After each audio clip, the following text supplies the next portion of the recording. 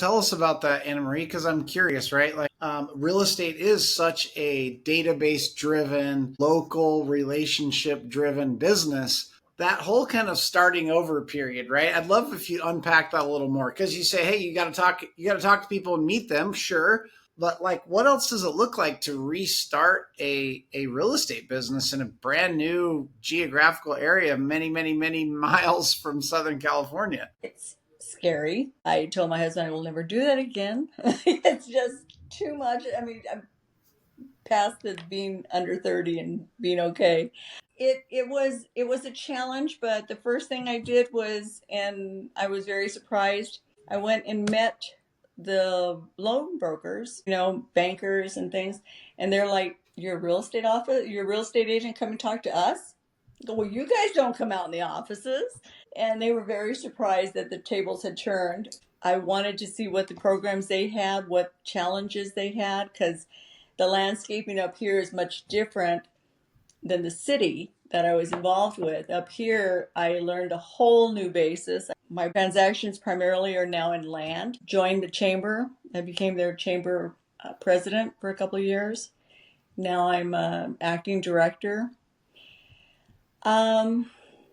Just I think and I want to lean into more activities with the community. We're very small. Brewster is a small community. So, Anna Marie, I could see the difference in the type of real estate you sell in Brewster versus Temecula.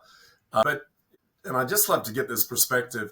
What do you see as the differences in how real estate is done up in Washington versus California? One big difference is I don't have to disclose that somebody died in the house. Just take the tape marks off from the body. California, if somebody's died in there, you have to disclose it.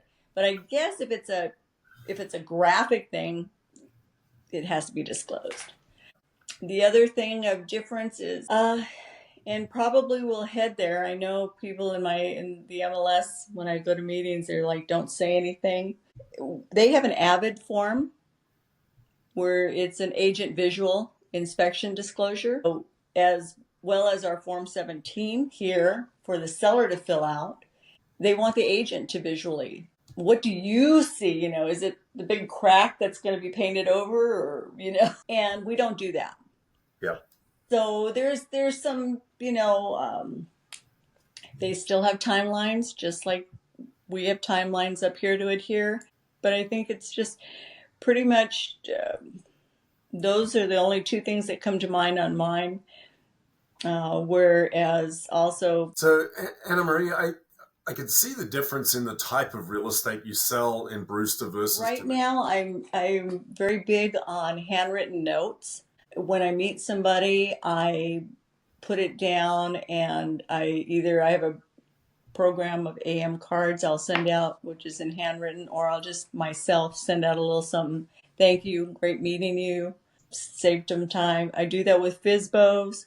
Right now, also, it's just putting on seminars for first-time home buyers. I also am part of the planners. So I'm doing a lot of 1031 exchange information and trying to help my people, because out here a lot of property is not so much, yeah, it is. They want to live here. It's not that they have to live here. They want a lake house. They want a hunting cabin. And that's an investment. So when it gets done to sale, what are you going to do?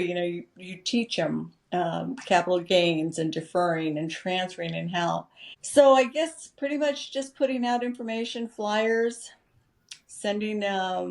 We have a little thing called Command that has some good touch points, and that makes it easy to get a hold of them and touch them and talk to them. And there's like 36 touches, and I guess some people are saying it's up to 96.